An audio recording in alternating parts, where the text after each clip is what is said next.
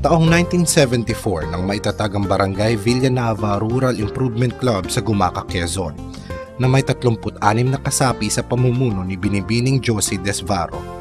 Ang una nilang proyekto ay ang paggawa ng kending pastillas na may iba't ibang flavor, gayon din ang pakikisa sa paglilinis ng kapaligiran at paghalaman sa barangay. Halos may bilang na 6 na ang naging pangulo ng samahan simula nang ito ay may tatag. Sa kasalukuyan ito ay pinamumunuan ni Ginang Wendicina Bida Pilos. Nagkaroon ng panimulang pondo ang samahan o monthly dues na halagang 5 piso bawat miyembro na may kabuuang 15,000 piso sa loob ng isang taon. Dito sinimula ng programang Hiram Puhunan para sa individual na proyekto ng bawat miyembro na ibabalik pagkaraan ng isang buwan na may karagdagang porsyento para sa pondo ng samahan. Mula sa nalikom na tubo at butaw, iba't ibang proyekto ang isinagawa ng bawat kasapi at sa pamamagitan ng microfinance sila ay nagpahiram ng puhunan para sa individual na proyekto ng kasapi na sa kasalukuyan ay may kabuang halaga na 573,062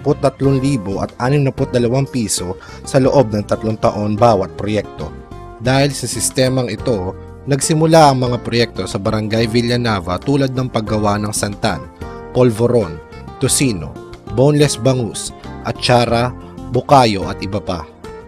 Ay naibabahagi ko po kung ano ang mga isinasagawang mga proyekto ng mga barangay, hindi lang sa Villanueva, sa mga barangay sa bayan ng Gumaca.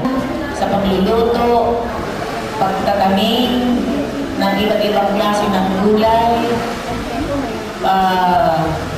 ito pang mga paggagawa ng mga boneless bangus. Sa tulong ng lokal na pamahalaan ng Gumaca, tanggapan ng pamahalaang agrikultor at Department of Agriculture, dumalo sila sa mga trainings and seminars na malaki ang naitulong sa kanila upang umunlad ng mabuti ang kanilang kaisipan at maging ang kanilang pamumuhay. Kabilang din sa proyekto ng Villanueva Rural Improvement Club ang pag-aalaga ng baboy, pagtatanim ng mga halamang gulay at halamang ugat.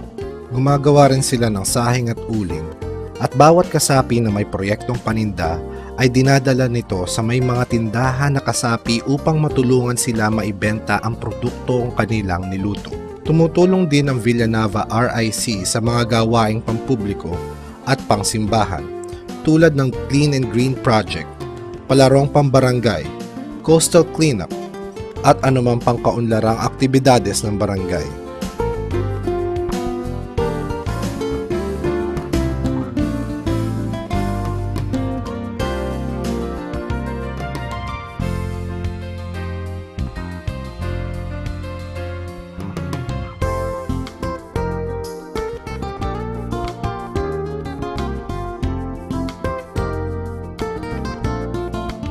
Sa kasalukuyan patuloy ang pagiging matatag ng samahan sa pakikiisa sa gawaing pambarangay at pambayan maging pamprobinsyal. Ito ay pinapakita nila sa pagdalo sa Agri-Fair at Orosa Day sa tanggapan ng pangsakahan at lalawigan ng Quezon.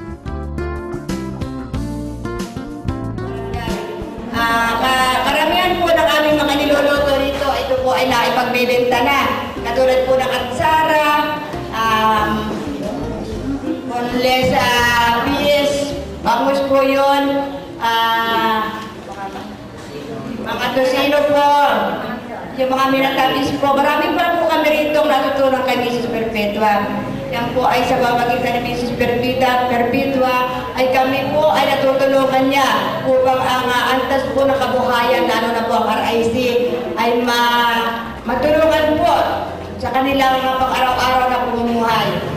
Ang paghahalaman po, ito na po sila kumukuha ng kanilang mga ibang gastusin sa pang-araw-araw. Naging masigasig ang mga kababaihan sa Barangay Villanueva na ang layunin ay umunlad ang bawat kasapi dahil ito ang daan upang umunlad ang kanilang komunidad. Sa pamamagitan ng ipinakitang gawain at proyekto na kinilala ng lalawigan kung kaya't itinanghal ang Barangay Villanueva na Outstanding Rural Improvement Club ng lalawigan ng Quezon.